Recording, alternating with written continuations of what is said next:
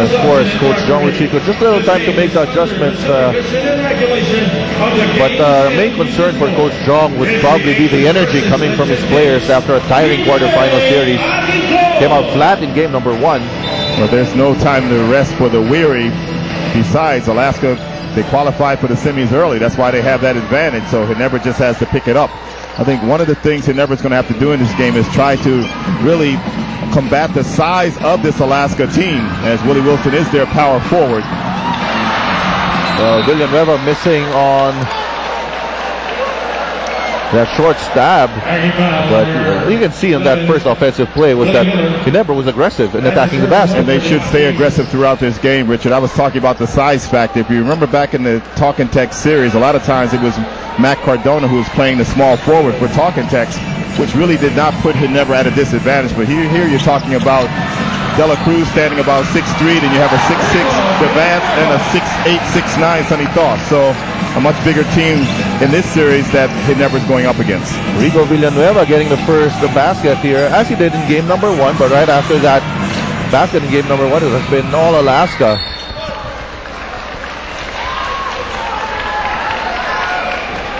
And Magu already mentioned that Eric Mink will be missing in action here. And he'll report more about that later on. Here's Wilson. Helterbrand pulls up, and that's short.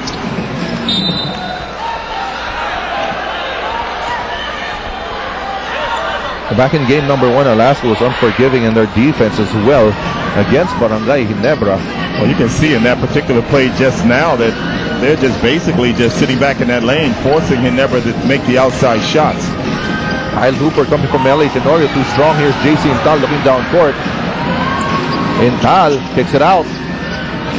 Intal with a fadeaway.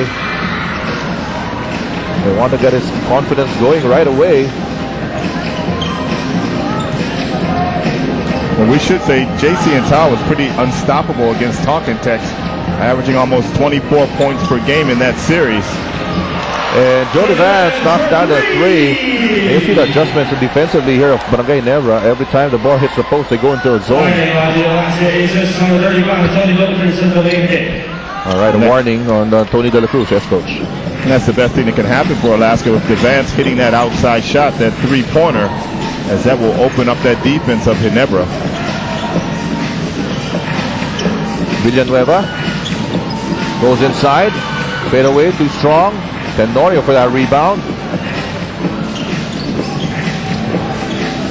Here's Miller against Helterbrand. There's that zone of Barangay Ginebra.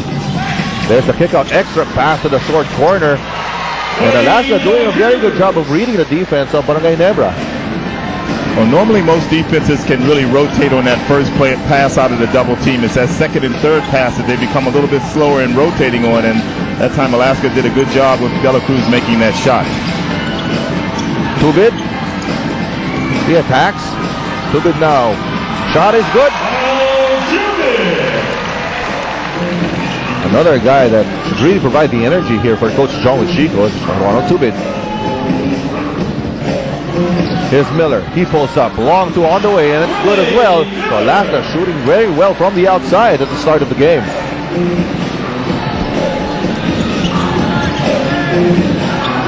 Wilson, top of the key. Helderbrand pulls up. Miller now leading the break for Alaska. Tenorio goes inside, kicks it out. Give and go play does not materialize. Here's Ronald Tubid. He attacks. Tubid goes up, and it's good. It was a great drive there by Ronald Tubid. Really a secondary break where he attacked the defense immediately. It might be one of the things they never might want to do in this game. Try to get off some quick shots so they don't have to play half-court offense the entire night. There's Miller again. There's the kick out. There's Tenorio for the shot. So De La Cruz doing a good job of following that shot. And that is one of the problems with the zone defense. You don't really have a responsibility as far as rebounding is concerned. So the Ginebra team will really have to concentrate on finding men out of that zone to box out. Here's Ronald Tubid against Tenorio. Tubid now gives it to Wilson. Face-up jumper is good for Wilson. And basically, the Vance and Thos are showing no respect right now for the big men of Ginebra. And that time, Wilson was able to knock down that jump shot. And look at the defense of Alaska. They're just sagging in that lane.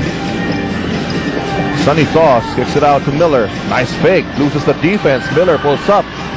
Bit too strong. Wilson with a rebound. Helterbrand thinking about what to do. Here's Tubid given a screen, and that's an illegal screen called on Willie Wilson. Only his first.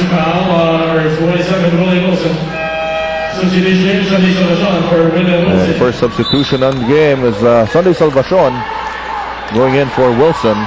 Well, based on what we've seen so far coming from the Alaska defense, it's going to be on Villanueva and also Wilson when he's in the game. Right now, Sunday just came in the basketball game. They're going to have to hit those medium-range shots to really loosen up the Alaska defense. Oh, Sonny Thos couldn't handle that pass. Chance for Ginebra to get the lead.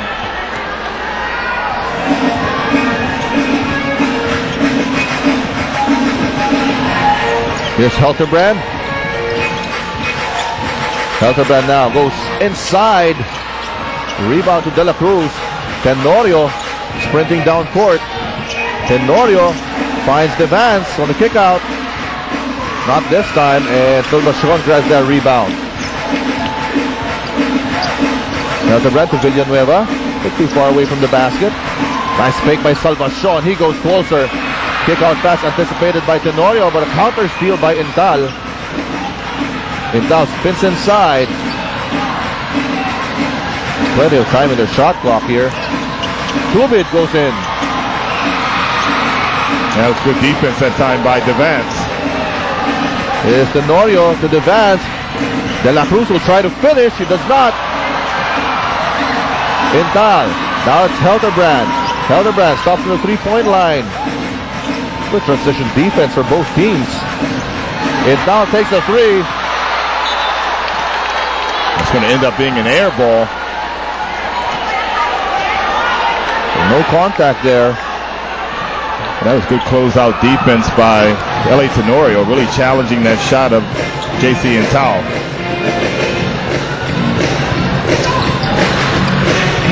Here's Tenorio. De La Cruz, that's his favorite spot.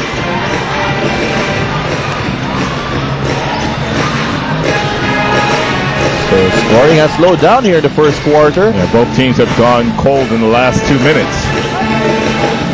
Here's Intal trying to change that, and he's fouled.